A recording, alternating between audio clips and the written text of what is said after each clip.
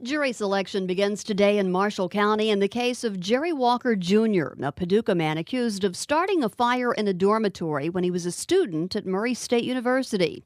Candice Freeland reports. The retrial is the result of a 1998 fire in Hester Hall at Murray State University. The fire claimed one student and seriously injured another.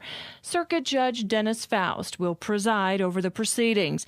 Last week, he denied defense motions to dismiss the case on grounds that key evidence from the first trial was not discovered until after the trial ended. An additional defense motion focused on evidence in the first trial that's now reported as missing or destroyed. Walker's first trial in 2001 came to a close when the jury could not reach a verdict.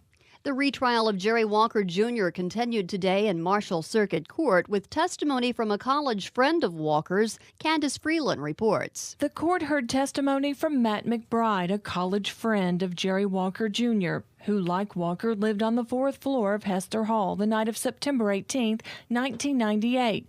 McBride stated that morning he went to bed around 1:15 a.m., shortly after seeing Walker escorting his girlfriend back to her dorm room. It was just over an hour later that McBride awoke to see fire darting under his door. He couldn't get the door open, so he moved to the windows, which could not be opened either. He said by that time his room was half filled with smoke. McBride finally managed to open his door, covered his face with a wet towel, and crawled outside where he collapsed from exhaustion. Then in January of 1999, McBride, who had by then moved to an apartment, said he heard a thump outside his apartment window one night. He went outside to look around and found a softball in the yard with the words Hester 402 written on it, the room in which he had lived in Hester Hall. He told his parents he no longer wanted to attend Murray State. As he and his mother were collecting his belongings soon afterward, he received a letter with no return address that said in part that the fire was not supposed to hurt or kill anyone. The retrial of Jerry Walker Jr. continued today in Marshall Circuit Court with testimony from a member of the Murray State rugby team. Candice Freeland reports. In court Wednesday was Jeremy Baker, who in 1998 was a member of the Murray State rugby team. Baker acknowledged that he had been granted immunity from prosecution in exchange for his testimony. Baker stated that in the early morning hours of September 18, 1998, he and other members of the team had gathered at a home on Woodlawn Drive in Murray after practice to drink beer. The men began calling other team members and friends who'd not visited the home to ask where they were. Baker testified the activity escalated into prank phone calls. Commonwealth attorney Mark Blankenship asked Baker, what about the pranks about smoke and fire? Baker said that call was made by him to a friend in Hester Hall, and that he, Baker, said the call was from the front desk, and they had questions about the smoke coming from near his door. Blankenship asked if he remembered anyone saying it would be funny to actually start a fire, and Baker responded no. Finally, Blankenship said, "You've paid a price for making those phone calls." Baker acknowledged that he had, that he was now a part of this trial, and that he had served time for making the phone calls. The retrial of Jerry Walker Jr. continues in Marshall Circuit Court. Walker charged in connection to a 1998 fire at Murray State University that killed one student and seriously injured another. Candice Freeland reports. Suzanne Arendt, who now lives in another state, testified that although she did see Jerry Walker Jr. at the gas station and he did pay for gas, she never saw him pumping gasoline into a car or any sort of container. She testified that the trunk of the car was open, which could not be seen on video footage from the store, but also acknowledged that had video not been shown to her, she would not be able to recall the transaction with Walker. The retrial of Jerry Walker Jr. continues in Marshall Circuit Court. Walker charged in connection to a 1998 fire at Murray State University that killed one student and seriously injured another. Candice Freeland has more. In court Tuesday was Jonathan Leftwich, an acquaintance of Jerry Walker, who, like Walker, lived on the fourth floor of Hester Hall and was in the building the night of the fire. Leftwich stated that after the fire began and students gathered outside, he looked up and saw Jerry Walker looking out the window, and that Walker said he could not get out. They were relocated to college courts, where they roomed together for the remainder of the 1998 semester. It was during those last few months that strange occurrences began, including a note left near the door of their apartment for Jerry Walker, a message on their answering machine in what Leftwich described as a disguised voice that said, "I'm sorry," although the person did not say what the apology was for. Someone began knocking on the windows of their apartment. The knocking then escalated to rock throwing. Campus police were notified, and Leftwich said an officer had rocks thrown at him as well. During the week of finals, the college court's apartment was ransacked, although no valuables were taken. The trial continues this week in Marshall Circuit Court.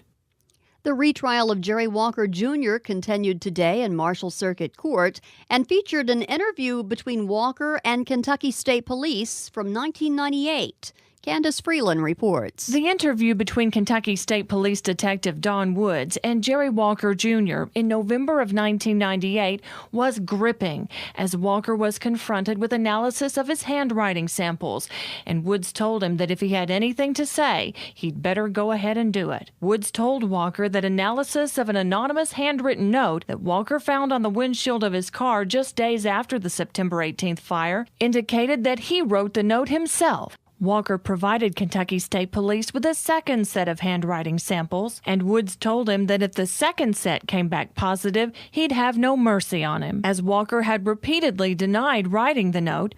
Then later in the interview, Walker tells Woods that he did write the note, which suggested that his friend John Eveland might know more about the crime than officers knew. Walker said he did it because John Eveland had said Walker had a motive for setting the fire, that he desired to be seen as a hero who would save people from it. The trial of Jerry Walker Jr. continues in Marshall Circuit Court, with the defense calling combustion engineer Dr. Richard Roby to the stand.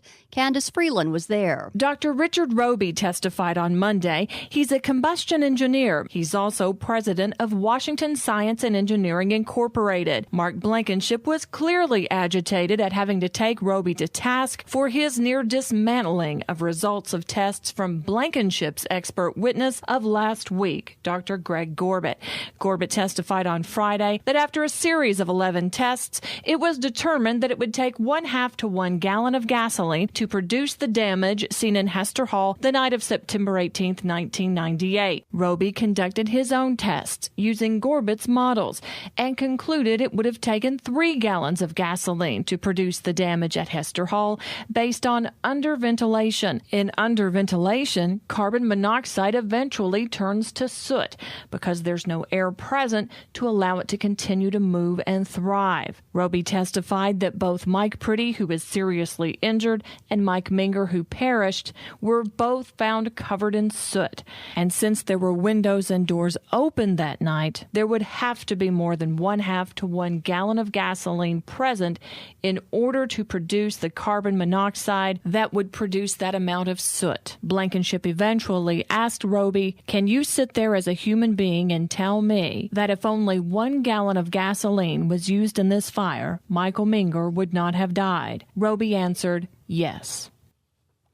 The jury in the trial of Jerry Walker Jr. has reached a verdict. Walker has been found not guilty on all counts. The jury deliberated about 4 hours before reaching their verdict this afternoon. This is the second time Walker's been tried for the crimes. The first trial in 2001 ended in a hung jury. The trial of Jerry Walker Jr. came to a close Wednesday in Marshall Circuit Court as he was found not guilty of all charges against him. Candice Freeland has more. This is the second time Jerry Walker has been tried on charges relating to the 1998 dormitory fire at Murray State.